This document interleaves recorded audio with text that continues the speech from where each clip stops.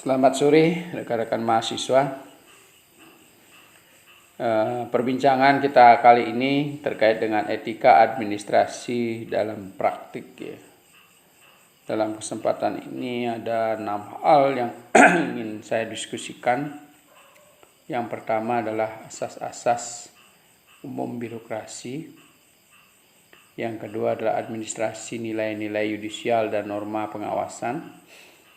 Kemudian yang ketiga, kepentingan umum antara konsep dan praktik, kearifan dalam kebijakan, etos kerja, dan yang terakhir adalah kode etik sebagai pedoman.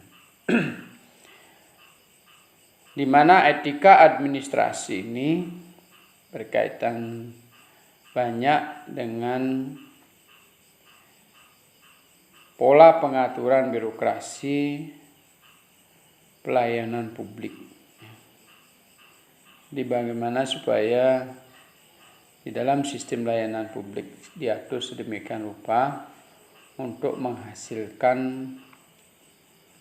pelayanan yang berkualitas, dapat memuaskan semua kepentingan, berasas keadilan, ada unsur keterlibatan semua pihak di sana, dan dalam pelaksanaan birokrasi itu bisa mewujudkan apa yang namanya semangat dan motivasi bagi seluruh pihak yang terlibat. Kita mulai dengan asas-asas umum birokrasi. Adapun asas dari birokrasi itu yang pertama adalah bertujuan untuk mencapai atau mewujudkan apa yang disebut dengan prinsip-prinsip demokrasi. Di mana dalam setiap penyelenggaraan administrasi publik, tatanan birokrasi selalu berasaskan demokrasi. Dari perancangan birokrasi itu sendiri, bagaimana berupaya untuk melibatkan semua pihak di dalam merencanakan dan menyusun struktur birokrasi. Demikian pula birokrasi disusun sedemikian rupa agar memungkinkan semua pihak berpartisipasi aktif dalam penyelenggaraan administrasi publik ini. Pegawai tidak dimungkinkan ada yang berkontribusi sangat banyak, tetapi di sisi lain sangat sedikit kontribusi mereka karena pengaturan birokrasi yang tidak baik. Sehingga demikian juga ketika mereka melakukan tugas-tugasnya, birokrasi memungkinkan untuk memberikan kompensasi terhadap orang-orang yang memang banyak perhatian dan kontribusinya terhadap organisasi. Bagaimana birokrasi ini mengatur agar setiap orang yang memiliki kontribusi yang baik, agar setiap orang yang memiliki prestasi yang baik diberi tempat, diberikan ruang untuk promosi, diberikan ruang untuk mendapatkan penghargaan, semua diatur oleh birokrasi. Walaupun sebenarnya birokrasi itu, menurut Weber itu adalah bagaimana melakukan strukturisasi terhadap berbagai pekerjaan, agar setiap orang yang bekerja memiliki keahlian, spesifikasi tertentu untuk bisa melakukan pekerjaannya secara profesional. Bagaimana mewujudkan pekerjaan-pekerjaan itu agar efektif dan efisien dan bisa mencapai tujuannya secara baik. Tetapi dari situ pula, bagaimana supaya birokrasi bisa menghasilkan orang-orang yang merasa senang bekerja sama, merasa senang memberi kontribusi, berpartisipasi secara penuh terhadap organisasi. Tentunya pengaturan birokrasi sedemikian rupa tidaklah mudah. Karena birokrasi itu adalah sarana untuk mencapai tujuan-tujuan tadi. Tetapi dalam praktiknya kembali lagi person yang bekerja, SDM yang bekerja, komitmen mereka yang bekerja akan berpengaruh terhadap jalannya birokrasi itu. Asas yang kedua adalah keadilan sosial dan pemerataan. Sebagaimana kita wujudkan di dalam birokrasi itu supaya mencerminkan rasa adil dari mulai perencanaan, pembagian kerja, penempatan orang atas profesi masing-masing, orang direkrut berdasarkan keahliannya masing-masing, dan mengerjakan pekerjaan yang memang sesuai dengan keahliannya. Jangan sampai menempatkan orang tidak sesuai dengan keahliannya. Sebagai contoh misalnya sarjana hukum ditempatkan di bagian administrasi atau sebaliknya. Dengan demikian maka profesi mereka yang memang sudah mereka geluti sejak lama akan menjadi mundur dan tertinggal, ya, dan mereka akan belajar lagi dengan profesi yang baru. Tentu pekerjaan-pekerjaan yang demikian akan banyak menghabiskan waktu, tetapi dari hasil pekerjaan tidaklah banyak atau tidak sesuai. Asas keadilan ini juga berkaitan dengan kompensasi dan distribusi partisipasi yang diberikan. Siapa yang paling banyak berpartisipasi dan memberi kontribusi terhadap organisasi, dialah yang pantas mendapatkan penghargaan dan kompensasi terhadap hasil kerja mereka.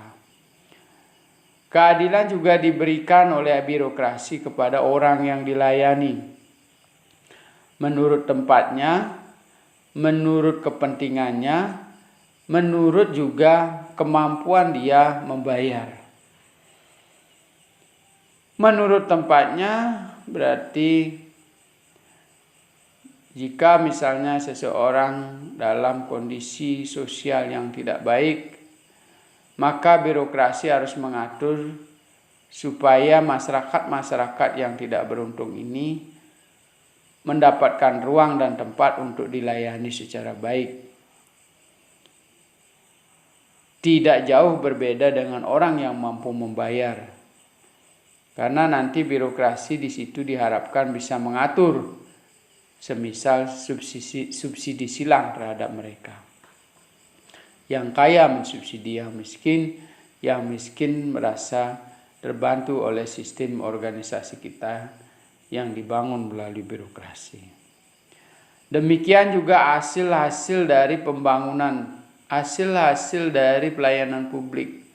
Masyarakat itu merasakan adanya pemerataan, tidak adanya kejomplangan yang terlalu tinggi atau gap yang terlalu tinggi antara kaya dan miskin akibat dari kesalahan pengaturan birokrasi. Kesalahan pengaturan birokrasi atau tatanan administrasi publik itu akan berakibat fatal menyeluruh pada sistem organisasi pemerintah yang kita bangun. Akan berbeda kalau misalnya komitmen atau kesalahan oknum tertentu, SDM tertentu dalam menyelenggarakan sebuah tatanan administrasi, mungkin penyimpangan, penyelewengan, dampaknya masih lebih kecil dibandingkan dengan kesalahan dalam mengatur tatanan administrasi maupun birokrasi. Karena secara sistem sudah mengalami kesalahan, sehingga merusak seluruh sistem pelayanan yang diberikan oleh organisasi kita. Yang berikutnya adalah mengusahakan kesejahteraan umum.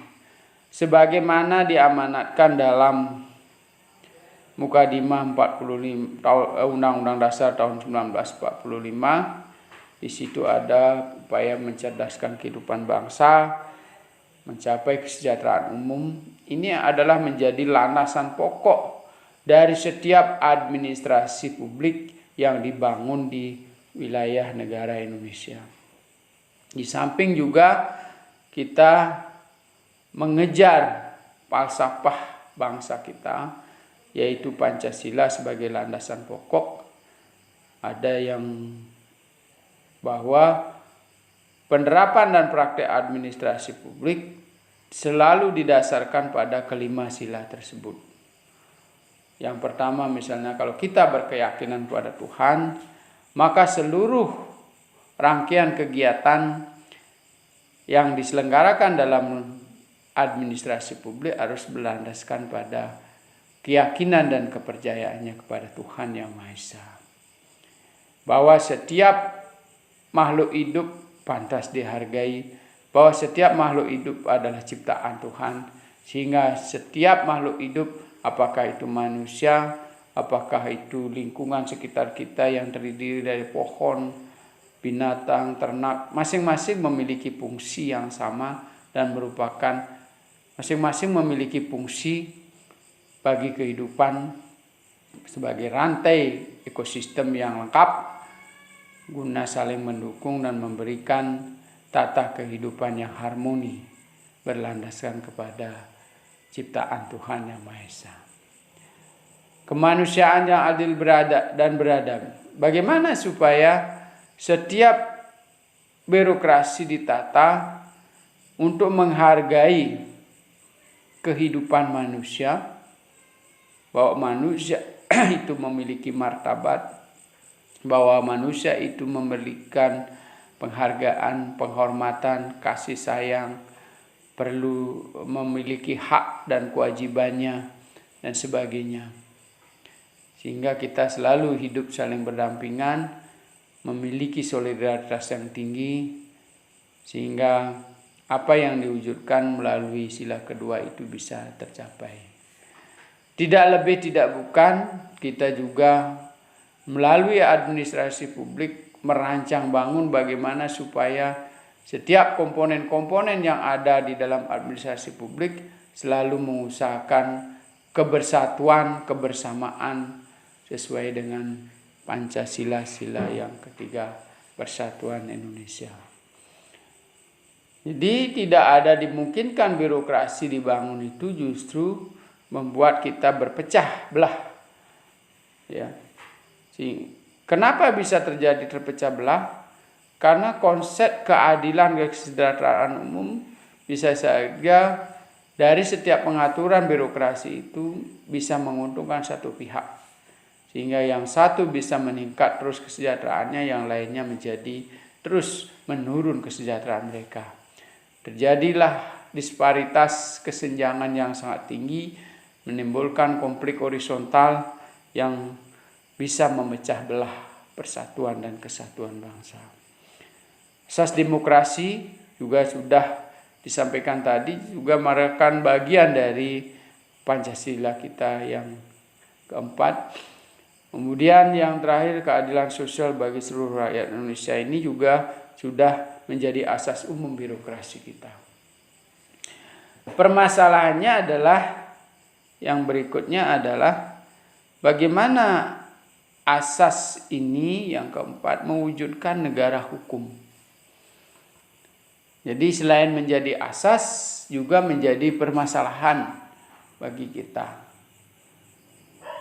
Bagaimana supaya setiap masyarakat yang berusaha di bawah atau di wilayah negara Indonesia ini merasa nyaman, merasa semua usahanya terlindungi, merasa semua hak dan kewajibannya terlindungi, ya, meskipun dalam peraturan dan perundang-undangan sudah tercover semuanya, sekarang kembali lagi pada oknum para penegak hukum dan masyarakat sebagai masyarakat yang ingin dilindungi oleh hukum juga harus menjadi pahlawan atau pelindung-pelindung hukum.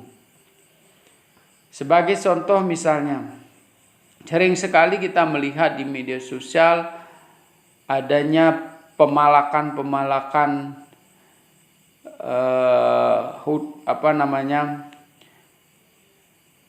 hutan, ya, jadi hutan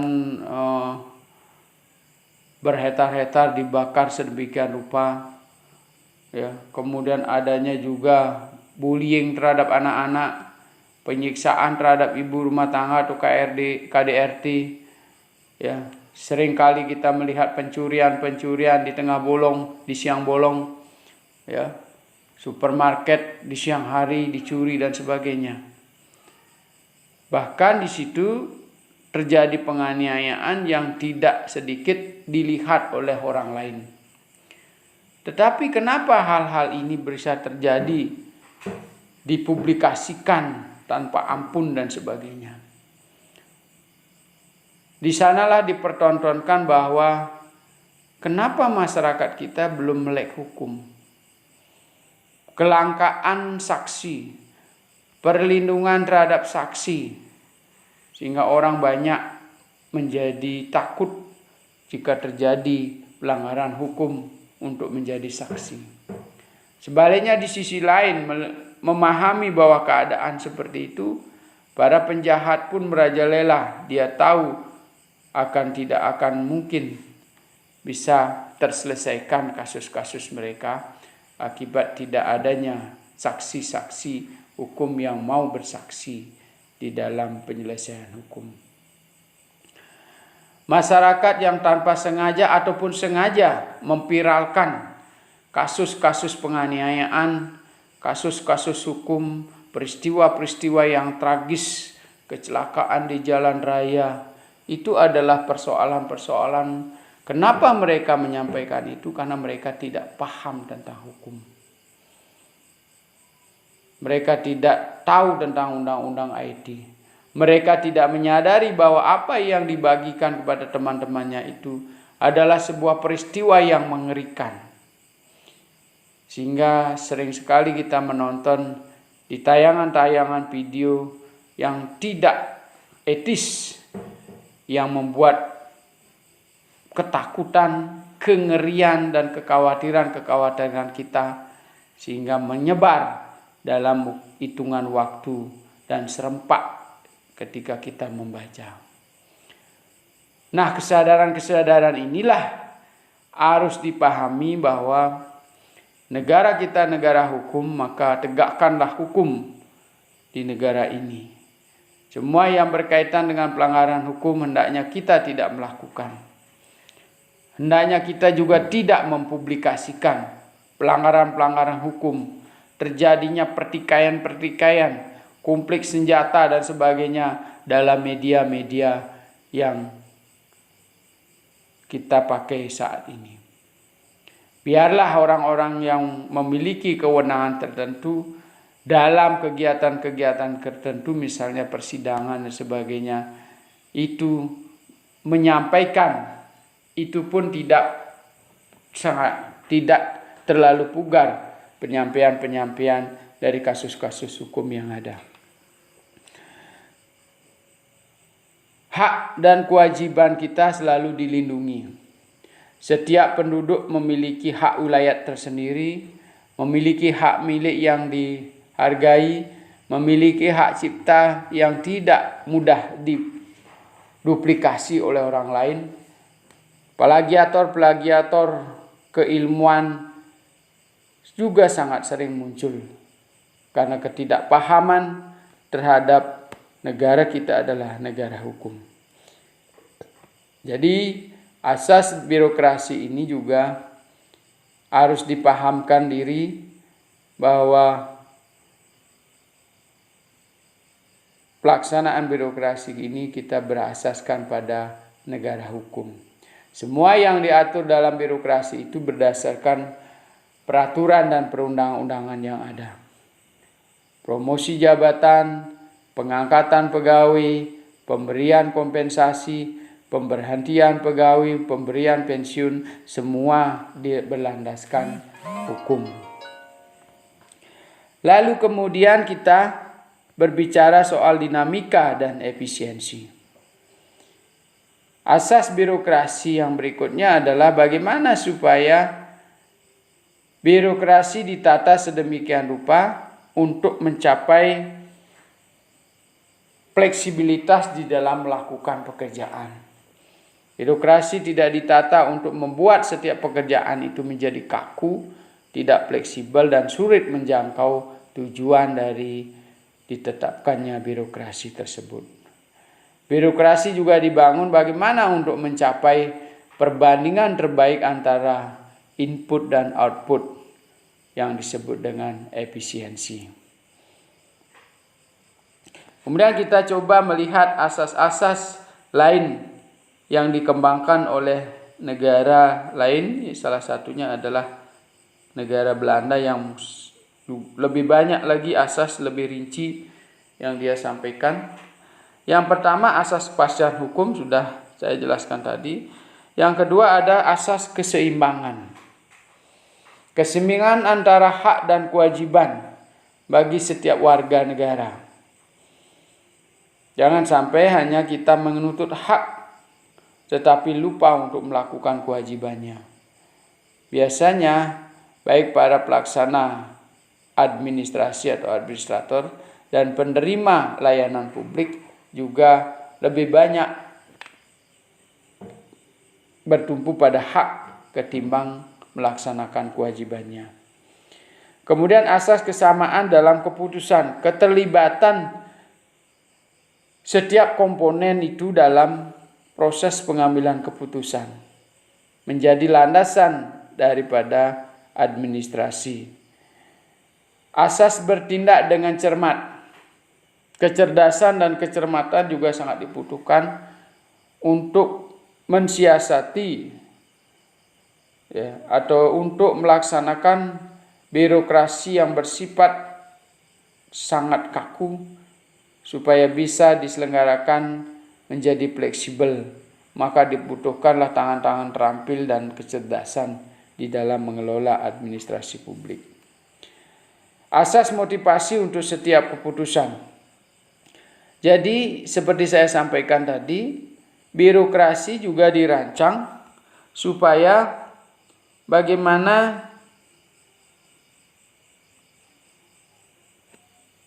keputusan-keputusan ataupun tatanan birokrasi itu bisa selalu membangkitkan semangat.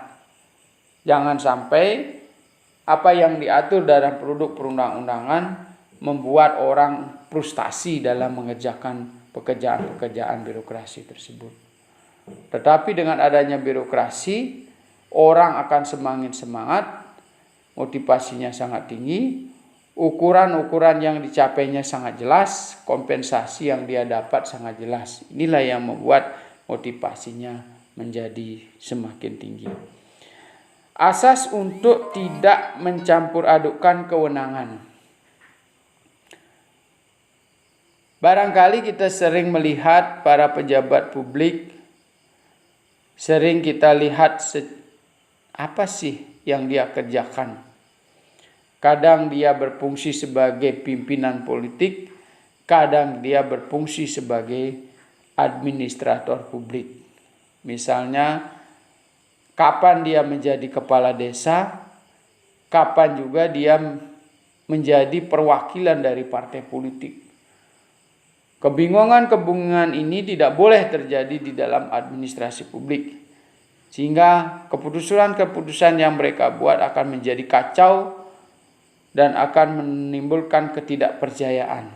Contoh tadi, misalnya kepala desa itu, kalau sebelumnya memang dia didukung oleh salah satu kandidat politik,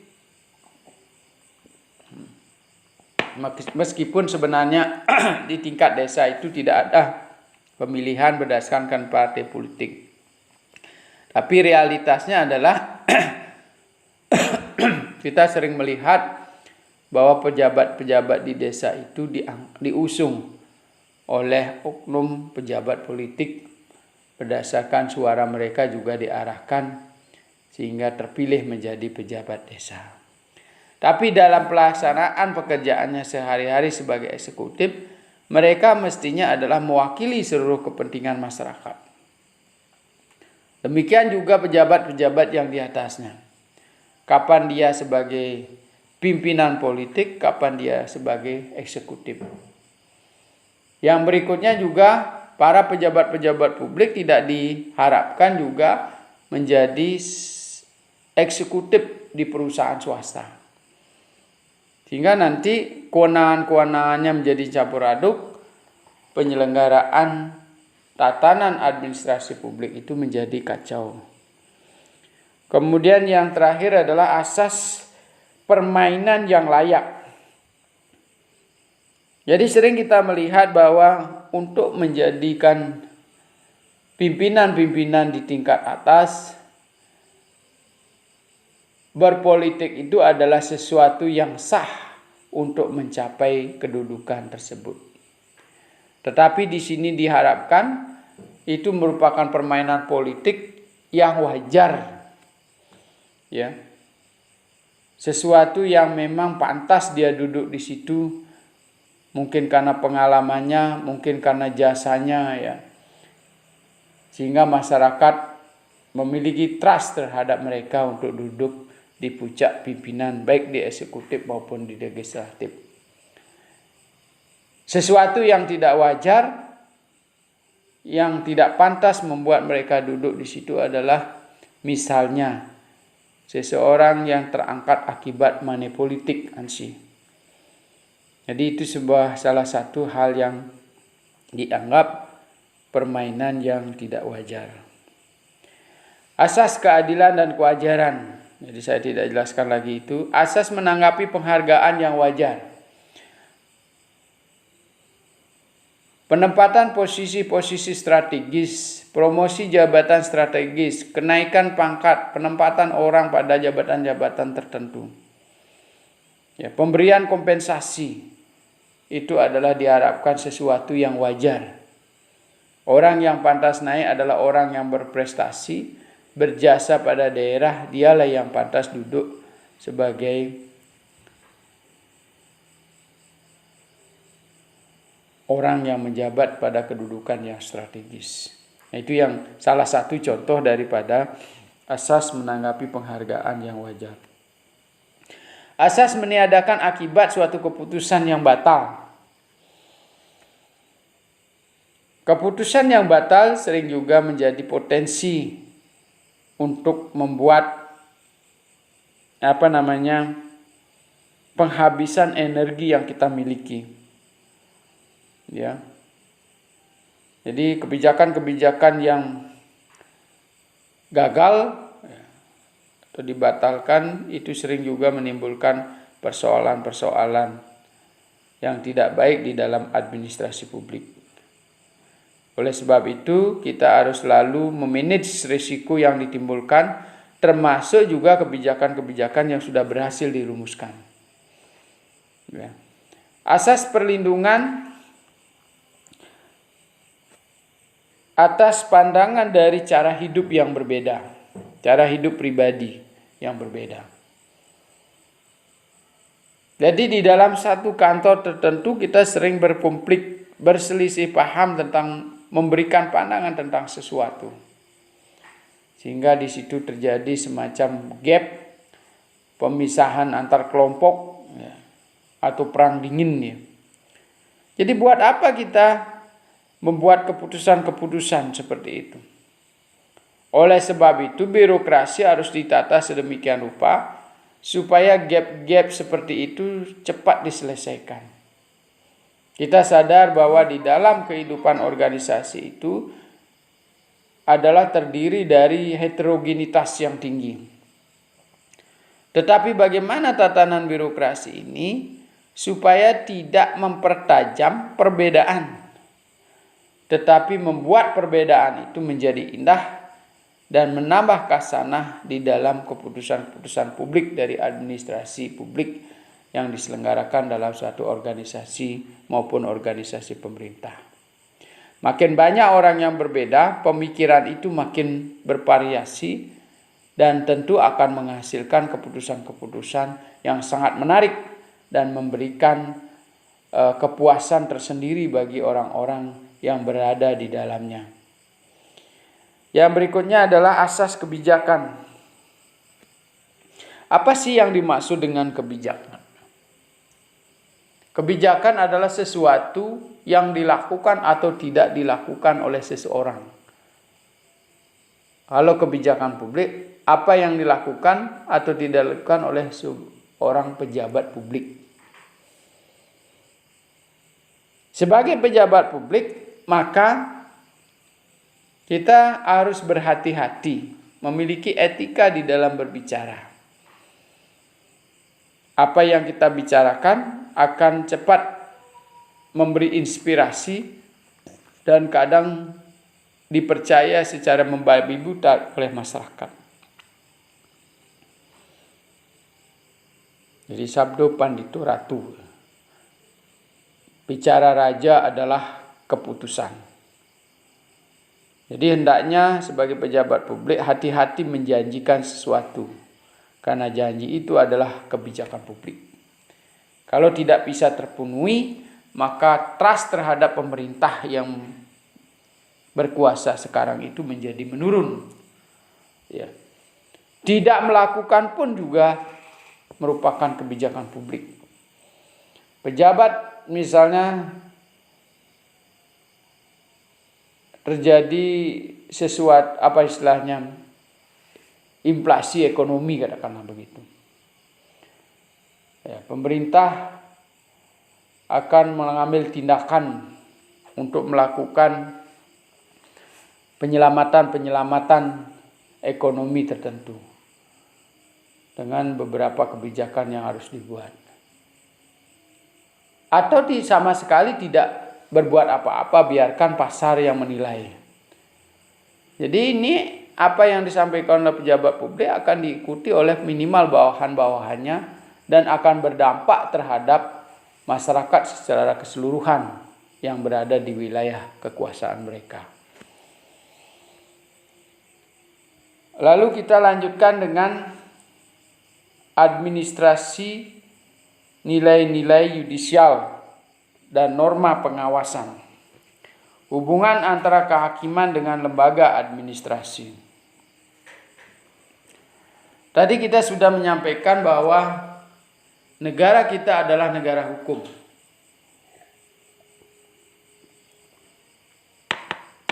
Sudah sepantasnya lah para pejabat-pejabat publik di bidang hukum itu didukung oleh administrasi yang sangat baik. Bagaimana dia mempersiapkan data-data pendukung, bagaimana dia mempersiapkan dakwaan-dakwaan yang sangat tebal, yang runtut, sistematis, historinya jelas, subjek-subjek hukumnya jelas. Semua dikerjakan oleh administrasi.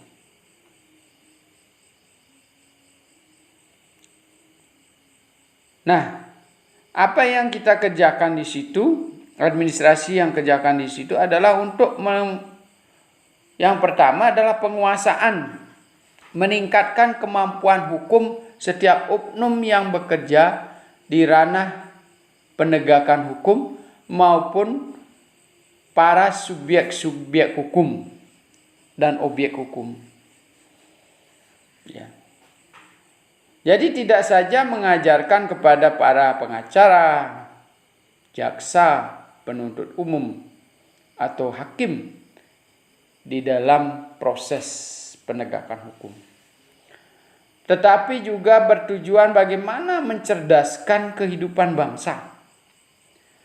Mencerdaskan masyarakat yang kebetulan saja mendengarkan, melihat di televisi proses penegakan hukum.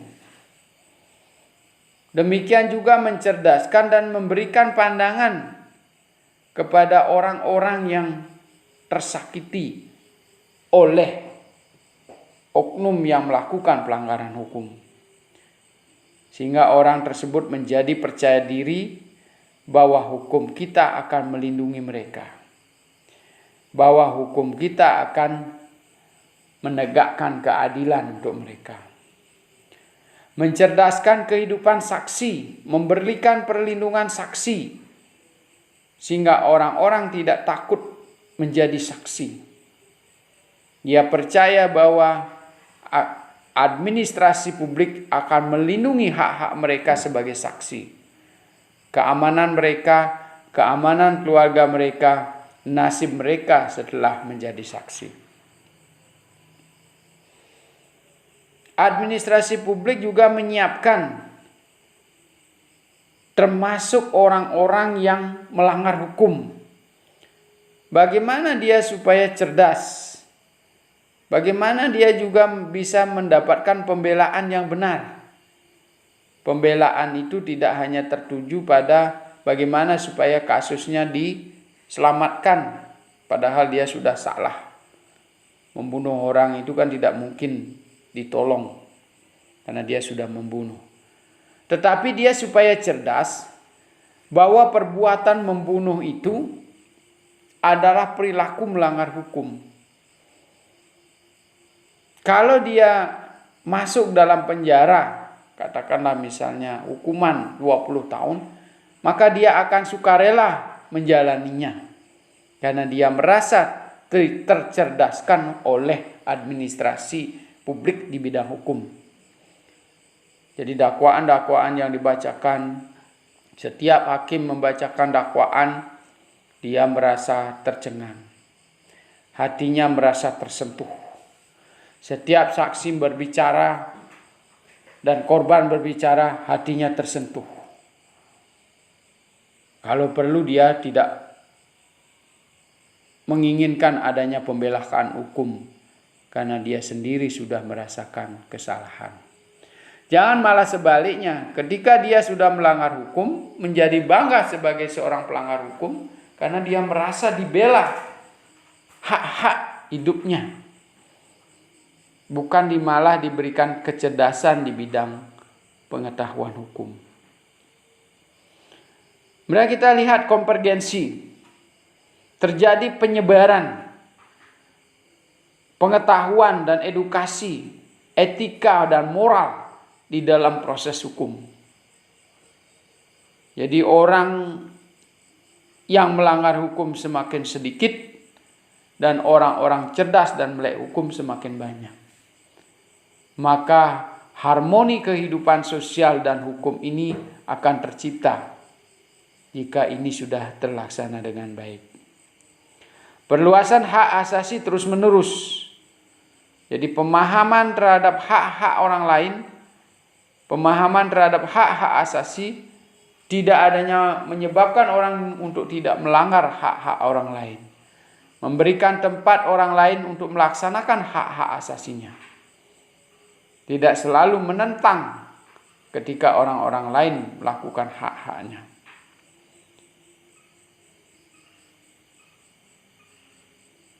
Lalu kemudian kita lihat adanya kemunduran yudisial. Boleh saja kita artikan bahwa kemunduran yudisial itu bahwa kecerdasan kemampuan hukum itu menjadi menurun.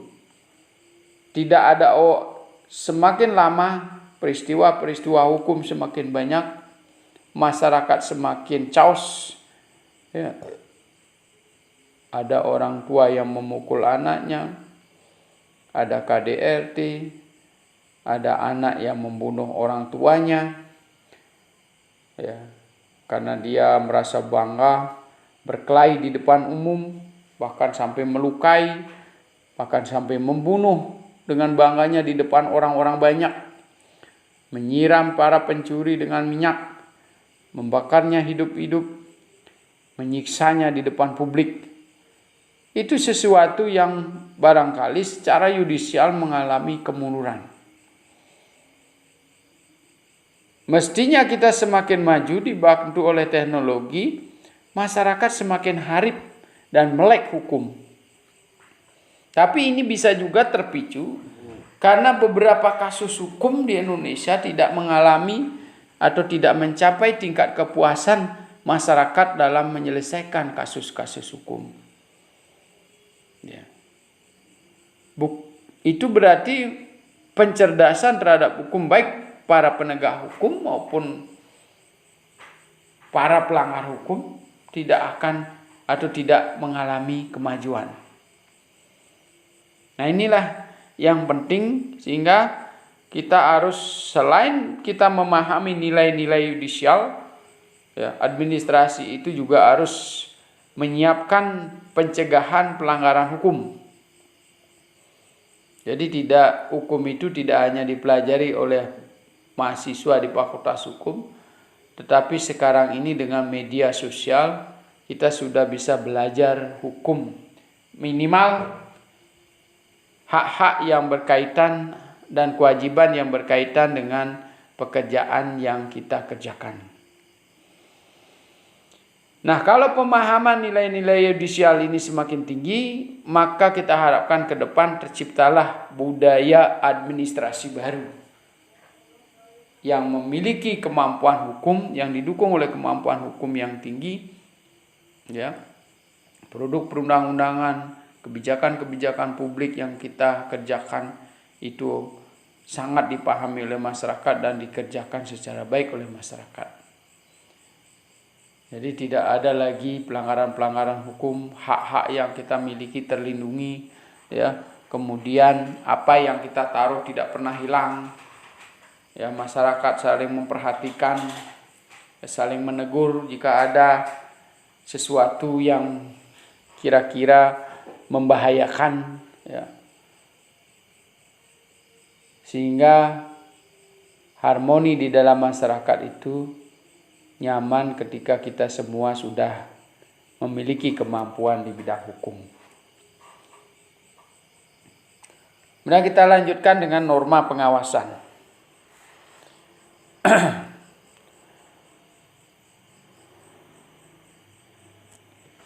Ya. Jadi tadi dari pemahaman administrasi publik untuk mempersiapkan orang melek hukum, apakah itu melalui seminar-seminar hukum, melalui edukasi di bidang hukum, melalui bimbingan konseling terkait dengan perlindungan hak, perlindungan saksi, ya, hak-hak perempuan, hak ulayat dan sebagainya, hak cipta, hingga semakin setiap hari kita melakukan kegiatan-kegiatan itu, maka orang semakin melek hukum. Ya. Nah, apa yang harus dicapai ketika kita memikirkan etika di bidang hukum? Di sini dijelaskan ada namanya norma pengawasan. Siapa yang melakukan pengawasan? Semua pihak. Kita lihat di gambar ini. Ada seseorang yang membawa kaca pembesar. Ya. Jadi fungsi jaksa, fungsi hakim, fungsi penegak hukum lainnya tidak mencari-cari kesalahan. Ya, tidak mencari-cari kesalahan. Tetapi dia hanya menampilkan fakta-fakta hukum di dalam persidangan, sehingga nanti siapa yang menilai adalah juri yang kita sebut sebagai hakim di situ. Ya. Jadi fakta-fakta persidangan itu yang kita munculkan. Kalau semua sudah melakukan itu, tidak saja para audien yang duduk di pengadilan itu belajar, hakim juga mencermati, penegak hukum lainnya mencermati, pengacara, pembela hukum juga, pembela terdakwa juga mempelajari, termasuk juga orang-orang yang jadi korban dan pelanggar hukum. Jadi dia hanya belajar menampilkan fakta, kesaksian yang benar. Ya. Jadi tidak berupaya mencari celah-celah hukum, ya, untuk bisa memenangkan klien yang sudah nyata-nyata melakukan pelanggaran hukum. Lalu kegiatan ini dilakukan terus-menerus, dikampanyekan, diedukasikan, disosialisasi, baik oleh penegak hukum maupun masyarakat. Bagaimana kita mengikuti, memantau, memonitoring setiap kejadian hukum, terutama yang berkaitan dengan atau berdekatan dengan diri kita. Sebagai contoh misalnya kalau ada salah satu keluarga kita terjerat hukum atau sebaliknya menjadi korban pelanggaran hukum, setidaknya kita harus mulai peduli belajar. Ya. Belajar, menyimak apa yang harus dilakukan, kenapa dia melanggar hukum dan sebagainya, akan tergambar di dalam fakta-fakta persidangan. Ya. Sehingga ketika kita melakukan persidangan itu dalam posisi netral, ya, maka memungkinkan untuk melakukan koreksi secara cepat dan tepat. Apakah itu dilakukan oleh jaksa, apakah itu dilakukan oleh kepolisian, apakah itu dilakukan oleh hakim, para pembela, ya, advokat dan sebagainya, ataupun masyarakat yang menjadi audien di situ. Jadi yang melanggar hukum mendapat pembenahan, tidak juga dipojokkan menjadi tersakiti di situ, sehingga nanti hukumannya semestinya 5 tahun bisa menjadi 8 tahun karena grogi, kesalahan menjawab, gertakan dan sebagainya. Jadi tugas kita sebagai juri itu adalah hanya menyuruh orang untuk menampilkan fakta-fakta hukum, tidak malah menjebak, menjerat baik itu si pelanggar maupun korban. Karena kalau sudah terjadi sidang, terutama sidang perdata, ya, perdata, bisa jadi kedua-duanya menjadi korban. Ya. Jadi orang yang melaporkan dengan orang yang dilaporkan. Ya. Kalau kita tidak berpatokan kepada fakta-fakta hukum. Nah, apa yang harus dilakukan? Kita lihat yang paling di bawah. Mendidik dan dinamis. Jadi terus dilakukan upaya-upaya edukasi terhadap masyarakat supaya bisa memahami dan memahamkan diri terhadap persoalan-persoalan hukum, baik yang dihadapi sendiri maupun yang dihadapi oleh orang lain. Nah, itulah terkait dengan etika administrasi dalam praktik yang bisa saya jelaskan pada kesempatan ini, dan minggu depan masih dalam materi yang sama kita akan melanjutkan berkaitan dengan kepentingan umum antara konsep dan praktik, kearifan dalam kebijakan, etos kerja, kode etik sebagai pedoman. Baiklah rekan-rekan yang berbahagia, semoga apa yang saya sampaikan ini bisa bermanfaat dan terima kasih atas perhatiannya.